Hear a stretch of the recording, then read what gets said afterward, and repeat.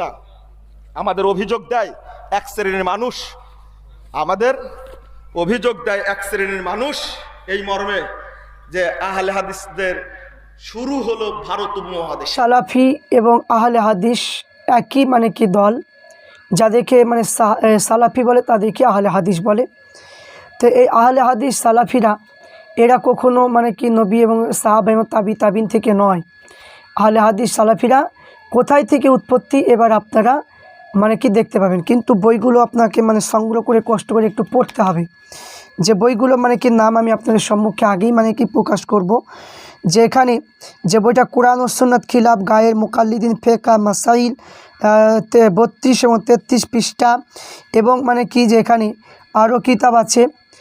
কিতাব পড়তে পড়তে কিতাবগুলো পাবেন যে আহলে হাদিস কোথায় থেকে উৎপত্তি হয়েছে আমরা দেখব। তো এখানে যে আহলে হাদিস ও সালাফিদের উৎপত্তি কোথায় থেকে হয়েছে আপনারা দেখবেন যে আহলে হাদিস গায়ে মুকাল্লিদ ফেরকা প্রতিষ্ঠিত আন্দোলনের সূচনা হয়েছিল 1831 সালের পূর্বে। 1831 সালের পূর্বে মাওলানা শাহ মুহাদ্দিস অলিউল্লাহ দেহলভীর জ্যেষ্ঠ পুত্র মাওলানা শাহ আব্দুল আজিজ ইংরেজি সরকারকে ভারত থেকে বিতরণ করে দেশের স্বাধীনতা করার জন্য জিহাদের ফতোয়া প্রদান করা হয়। তো সৈয়দ আহমদ বেরলভী রহমাতুল্লাহ যখন ইংরেজি বিরোধী অভিযান আরম্ভ করে, সেই সময় তার দল আব্দুল হক বেনারসি, একজন আহলে হাদিসদের গুরু আব্দুল হক বেনারসি যোগদান করে, যিনি বেনারসি অধিবাসী ছিলেন। এই আব্দুল হক বেনারসি সৈয়দ আহমদ রায়বেরেলির দলের 4 মাযহাব বিরুদ্ধে নিজের মতভেদ প্রচার করতে থাকে এবং বিশেষ আবু হানিফার বিরুদ্ধে কুৎসা রচনা করেন। এই দলের মধ্যে বিশৃঙ্খলা সৃষ্টি করে। তাই সৈয়দ আহমদ বেরলভী যখন এই বিশৃঙ্খলা জানতে পারেন, আব্দুল হক বেনারসিকে দল থেকে বহিষ্কার করে দিলেন। ওই সময় সৈয়দ আহমদ বেরলভী খলিফা শিষ্যগণ মাযহাব অমান্যকারী প্রসঙ্গে মক্কার ওলামায়ে নিকট ফতোয়া জানতে চান। তো উত্তরে মদিনা মক্কা শরীফে মুফতিগণ এদেরকে মাযহাব অমান্যকারী ব্যক্তি পথভ্রষ্টকারী বলে ফতোয়া দিলেন। প্রথম মক্কা মদিনার আলেম মুফতিরা ফতোয়া দিলেন যে এরা আহলে হাদিস হলো যে পথভ্রষ্ট এবং পথভ্রষ্টকারী বললেন। তো ফতোয়ায় যেখানে প্রাপ্ত হওয়ার পরে সৈয়দ আহমদ রায়বেরেলি খলিফা শিষ্যগণ কলকাতা সহ ভারতবর্ষ ওলামায় সাক্ষ্য সংগ্রহ করে প্রতি ওলামায় মাযহাব অমান্যকারী পথভ্রষ্টকারী বলেছেন। এই তথ্যগুলো পাবেন আন নাজাতুল কামেল কিতাবের মধ্যে, আহলে হাদিসদের লেখা আন নাজাতুল কামেল কিতাবের মধ্যে 214 পৃষ্ঠার মধ্যে পাবেন।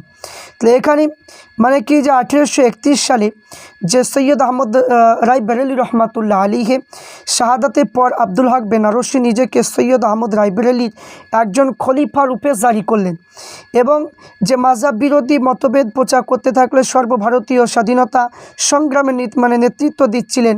তাই মাওলানা শাহ আব্দুল আজিজের যে দৈত্র পুত্র মাওলানা ইসহাক 1833 সালে আব্দুল হকের প্রচলিত মতভেদ প্রসঙ্গে মাওলানা ইসহাক নিকটে জানতে চাওয়া হলে তিনি বলেন যারা মাযহাব মানে না তারা গুমরা এবং পথভ্রষ্ট। এই ফতোয়া মক্কা মদিনা শরীফে সংগৃহীত ফতোয়া মাযহাব অমান্য করে পথভ্রষ্ট বলা হয়েছে একত্রিত তামবিহুল জাল্লিন নামক একটা কিতাব। এই কিতাবটা পড়বেন, পেয়ে যাবেন। তাহলে এখানে আব্দুল হক বেনারসি অনুসারী বরাবর ইংরেজদের সরকার পক্ষে অবলম্বন করে স্বাধীনতা সংগ্রাম বিরুদ্ধে লড়াই করে গিয়েছে। এই প্রসঙ্গে কয়েকটা তথ্য নিম্নোক্ত উল্লেখ করা হয়েছে। 1857 সালে ইংরেজি সরকার বিরুদ্ধে বাহাদুর শাহ জাফরের নেতৃত্বে হিন্দু মুসলমান ঐক্যভাবে যে ঝাঁপিয়ে পড়ে, সেই সময় মাযহাব অমান্যকারী পক্ষে থেকে ইংরেজি সরকারের বিরুদ্ধে জেহাদ না করার জন্য প্রচার করা হয়ে থাকে। ইংরেজ সরকার বিরুদ্ধে দমন করতে সারা দেশে 52,000 ওলামা হজরতকে শহীদ করেন। তাই 2 লক্ষ কোরআনের কপি তা জ্বালিয়ে দেয়, অসংখ্য মসজিদ ধ্বংস করে দেয়। 1857 সালে বিদ্রোহ দমন করার পরে 19 সেপ্টেম্বর দিল্লি নিজেদের নিয়ন্ত্রণে নিয়ে আসে। তাই কেবল দিল্লি বুকে 3,000 ভারতীয় ফাঁসিয়ে দেয়। এবার দিল্লি বুকে 27,000 মুসলমান ইংরেজি কর্তৃত্বের শহীদ হন। টানা 7 দিন এই পর্যন্ত হত্যাকাণ্ড চলতে থাকে।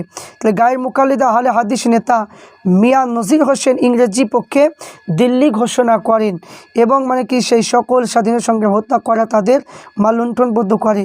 স্বাধীনতা সংগ্রাম বিধবা পত্নীদের ব্যবহার করা বৈধ, দিল্লি আওর উনকে আওরাফ কিতাবের মধ্যে আছে।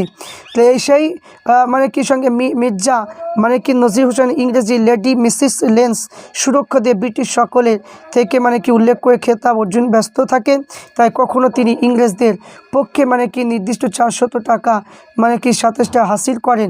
তাহলে আল হায়াতুল বাদাল মামাত 140 পৃষ্ঠায় মানে লেখা আছে।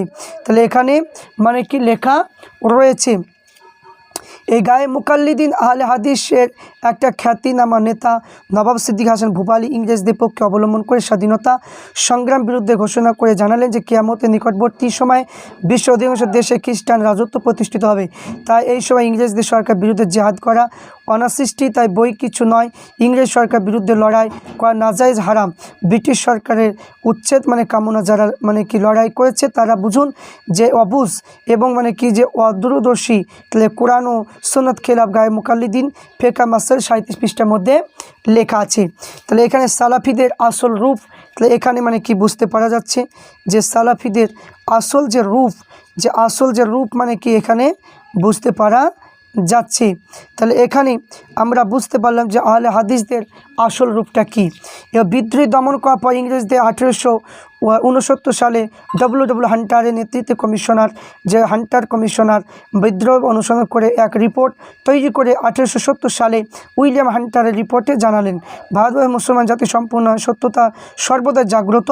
মুসলিম জাতির মধ্যে যতক্ষণ পর্যন্ত জিহাদ চেতনা বিদ্যমান থাকবে ততক্ষণ পর্যন্ত মুসলিম জাতির উপর আমাদের রাজত্ব করা সম্ভব নয়। তাই মুসলমানদের মগজগুলো জিহাদে মানে মুছে দেওয়া আবশ্যিক। তাহলে এখানে কি বললেন যে তাদেরকে মানে মুছে দেওয়া হচ্ছে আবশ্যিক। তাহলে এটা কোথায় থেকে উৎপত্তি হচ্ছে আহলে হাদিস? তাহলে এখান থেকে বুঝতে পারা যাচ্ছে যে আহলে হাদিসটা কোথায় থেকে উৎপত্তি হচ্ছে, যে ইংরেজদের আমল থেকে।